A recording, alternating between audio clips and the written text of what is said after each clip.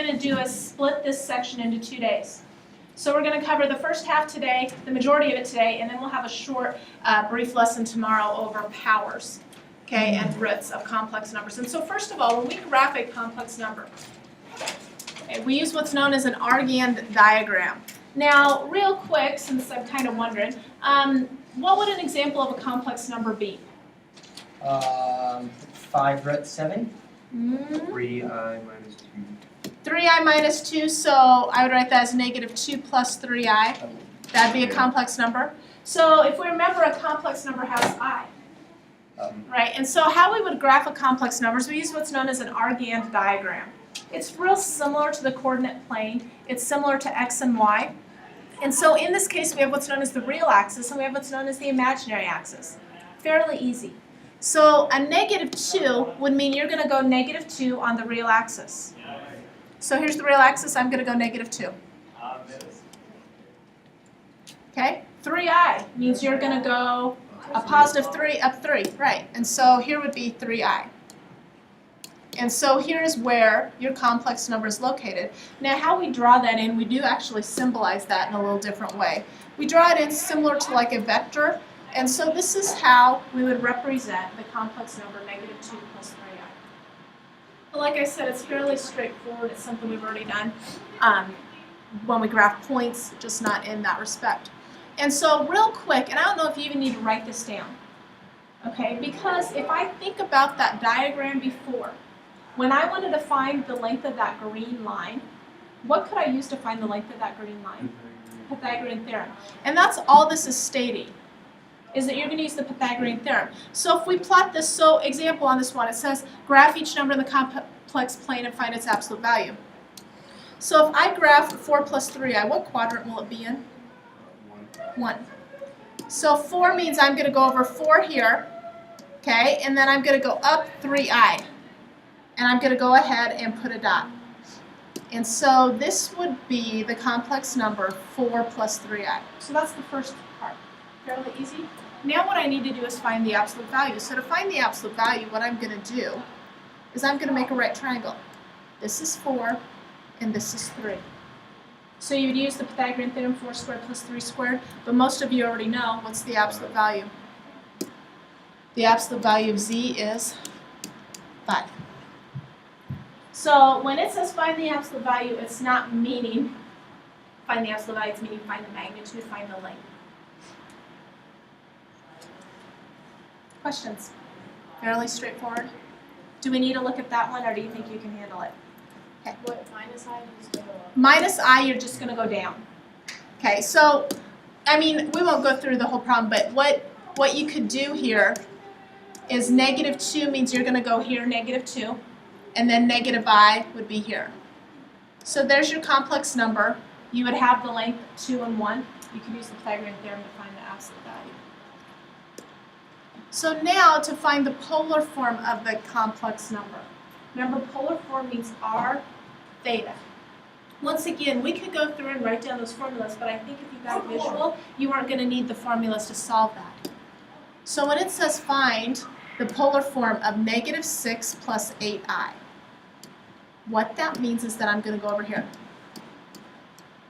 There's negative 6, right? Okay. 8i means you're going to go up 8. So here's where your point is. Now, I need to express that in polar form. So to express that in polar form, I need to find the radius, which is going to be the length of this blue line. So in order to find that, I'm going to draw in my right triangle. And so I know that the dimensions are 6 and 8. So what does r equal? Okay, so if we didn't know, we'll just do this.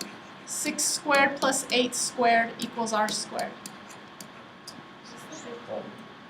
So 6 squared is 36. 8 squared is 64 equals r squared. So I end up getting 100 to equal r squared. So what does r equal? 10. Oh yeah. It's just a 3, 4, 5 that's been doubled. Okay, so r equals 10. So now what I need to do is I need to find, in order to write this in polar form, I now need to find this angle. But in order to find that angle, I first of all need to find this angle.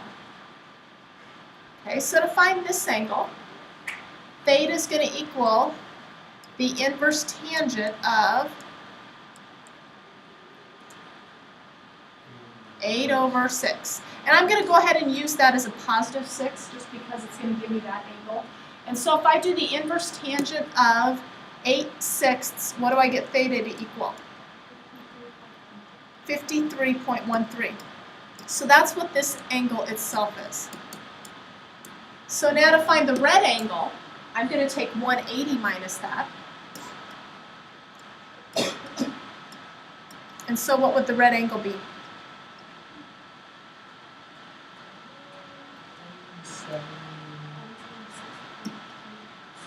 126.87. Okay, so in polar form, my answer would be 10, comma 126.87 degrees. And that's it. So once again, this isn't anything overly hard because we've already done a lot of it before. Let's look and see what we have next. You think we need to look at another one of those, or do you think you can handle that? You think you can handle that, finding it in polar form? Okay. All right, so the last thing we need to do is express this in rectangular form. Okay, express it in rectangular form. So when I see rectangular form, that means I'm going to have like a real part and an imaginary part. So what do you think you're going to do first? Distribute the 3. So you should get 3 cosine of pi over 6 plus 3i times the sine of pi over 6. What do you think you're going to do now? Yep. Using your pink sheet. So what is the cosine of pi over 6? What? Root 3 over 2. Okay. What is the sine of pi over 6?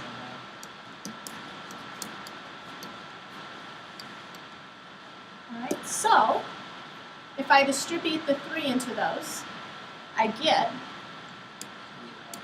3 root 3 over 2 plus 3/2 I. There you go. That's rectangular form. That's all you do. Okay. Let's see what we have next. We have one more of those. Once again, think you can handle that? Just distributing the 5. All right, so this is what you need to do at the start of the assignment. Now, you might not be able to do all of these based on what we've covered. We are going to continue with it tomorrow. This is a new section. This is section 9.5, but we're going to continue with the section tomorrow.